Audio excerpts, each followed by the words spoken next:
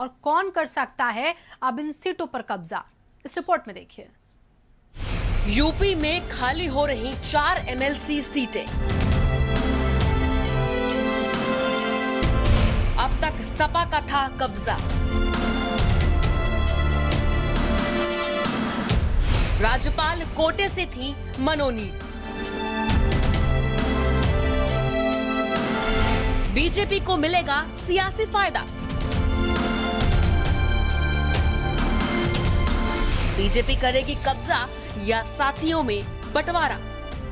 UP Vidhan Parishad के 100 सदस्यीय सदन में आज से 4 सीटें खाली हो रही हैं। खाली हो रही सीटें सपा की हैं, जिसे सपा सरकार में तत्कालीन मुख्यमंत्री अखिलेश यादव ने राज्यपाल से मनोनयन पर विधान परिषद में भेजा था। मनोनयन की 9 सीटों में से जो 4 सीटें खाली हो रही हैं, उस पर जितेंद्र यादव, लीलावती कुशवाहा, रामवृक्ष सिंह यादव, SRS यादव। इन 4 सीटों के खाली होने पर परिषद में सपा सदस्यों की संख्या 51 से घटकर 47 हो जाएगी, जबकि सत्तारूढ़ दल बीजेपी इन सीटों के रिक्त होने का सीधा लाभ उठाएगी। दरअसल विधान परिषद में मौजूदा सदस्यों की बात करें तो बीजेपी के पास है कुल 32 सदस्य, सपा के पास घटकर 47 सदस्य बचे।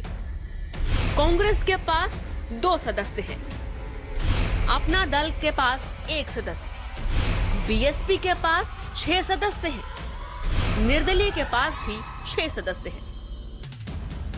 ऐसे में बीजेपी के पास विधान परिषद में बहुमत से 18 सदस्य कम है। लिहाजा बीजेपी सरकार इन सीटों पर राज्यपाल के जरिए मनोनयन कराकर सदन में अपनी ताकत जरूर बढ़ाएगी।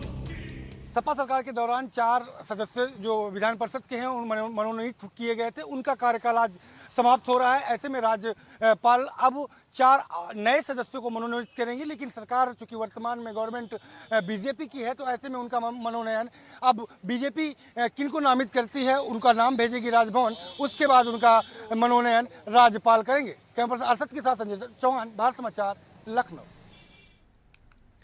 69,000 सहायक शिक्षक भर्ती के ओबीसी वर्ग के अभ्यर्थी बेसिक शिक्षा मंत्री से मिले। 5 सदस्यीय प्रतिनिधिमंडल बेसिक शिक्षा मंत्री से मिला है।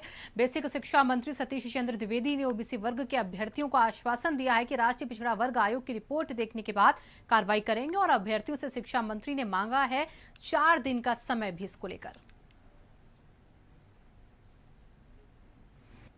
राष्ट्रीय पिछड़ा वर्ग आयोग ने रिपोर्ट भेजी है, उस रिपोर्ट पर विभाग संज्ञान नहीं ले रहा है। राष्ट्रीय पिछड़ा वर्ग आयोग संवैधानिक संस्था है, उनकी किसी रिपोर्ट को हम संज्ञान में क्यों नहीं लेंगे। लेकिन ऑफिशियली अभी हमारे विभाग को वो रिपोर्ट प्राप्त नहीं हुई है। आज ही हमने अपने